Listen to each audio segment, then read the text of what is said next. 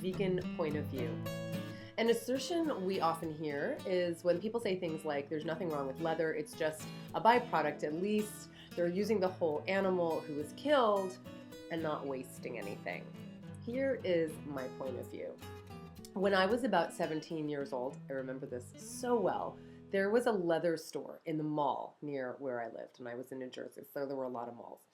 And this store sold everything from coats and belts and jackets to purses and wallets and shoes, everything made out of leather. And I was obsessed with a particular black leather skirt they carried, and I saved up all of my money to buy it. I actually remember putting it on layaway.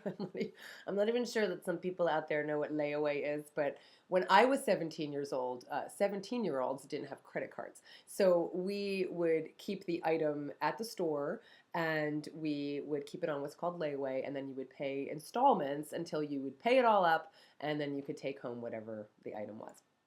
And around that time, I also had a brown leather bomber jacket that I wore with affection. I loved it. And I had a pair of brown leather cowboy boots. And I loved all of these things. And I had no idea what I was contributing to. I was already someone who cared about animals. Not long after I bought that black leather skirt, would I become vegetarian. And yet I had successfully compartmentalized my compassion, and I had successfully compartmentalized my understanding. I was blissfully ignorant of the impact I was having in buying these products. In fact, I continued to wear leather shoes even after I had stopped eating land animals before I became vegan. I just did not make the connection.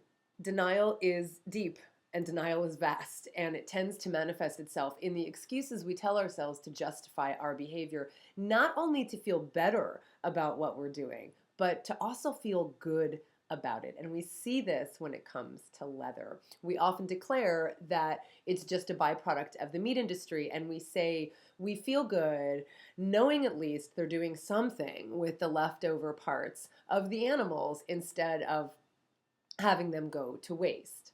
So what we're basically saying, and so desperately want to believe, is that the leather industry is motivated by waste-conscious altruism. But as much as we'd like to believe that, it is simply not the case. And sadly, we take the word of a profitable industry over the truth. The U.S. leather industry is a $1.5 billion business, tanning over 100 million animal skins every year worldwide. It's even bigger, representing $46 billion, ranking among the most important internationally traded commodities. One of the reasons meat is so cheap, aside from the government subsidies the meat industry receives from the government, is because slaughterhouse byproducts are so profitable. The leather industry subsidizes the meat industry. It's not the other way around. In other words, the meat industry isn't sustainable on its own. It relies on skin sales to remain profitable. Let me put this another way. One of the reasons meat is so cheap, aside from the subsidies it receives from the government that we as taxpayers pay, is because they can sell so much of the animal's other body parts, such as the skin and fat, for a profit. Not because they're altruists, but because their business dictates that they make money. According to the U.S. Department of Agriculture, the skin represents the most economically important byproduct of the meat packing industry. Most leather is from cattle, from bulls, steers, cows, and calves, though not all. Buckskin is from deer. Suede is made from lambs, goats, pigs, calves, and deer. Pigskin is from pigs, and it's often used to make riding saddles. Horse's skin tends to be used for baseballs, and a shearling garment is created from the skin of young lambs, which is tanned with the wool still on. And even though the slaughter industry relies on the leather industry to be profitable, that doesn't mean wild animals are safe. Some animals in the United States, such as deer, sharks, and alligators, are killed only for their skins. And animals killed outside the US include zebras, bison, water buffaloes, kangaroos, elephants, eels, dolphins, seals, walruses, frogs, crocodiles, and lizards. Australia exports approximately 3 million kangaroo skins every year. And though you won't see kangaroo on the label, you will see K-leather or RKT.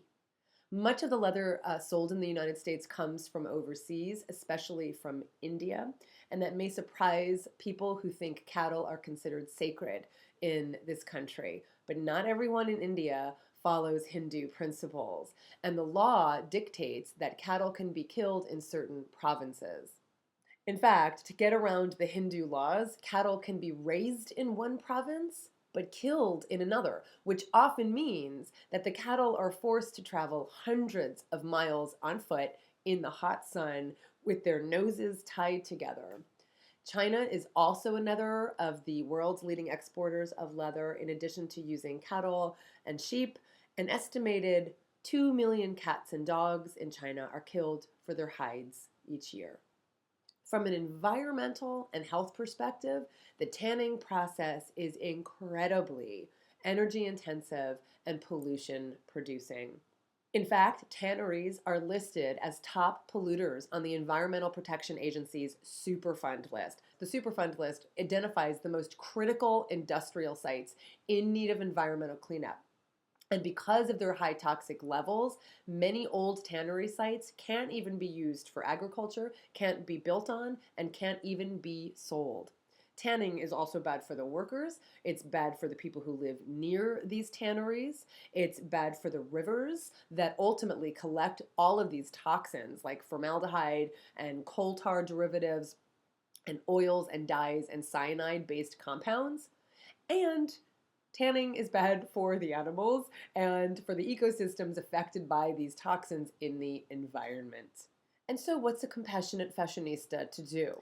And I'll have the answer to that question for you in part 2 of this video. In the meantime, there's enough to take in from all this information. You can also delve deeper into this topic by going to listen to my Food for Thought podcast episode called Leather, Not an Innocent Byproduct. If you like what you've heard today, please share this information with everybody you know. I don't think this is widely known. Please leave your comments and questions below. Of course, subscribe to this YouTube channel. Follow me on Periscope, where I discuss these kinds of topics every single day in a live broadcast where you can interact with me directly, and of course on all other social mediums and at ColleenPatrick-Goudreau.com. Thank you for supporting this work, and for the animals, this is Colleen Patrick-Goudreau. Thank you for watching.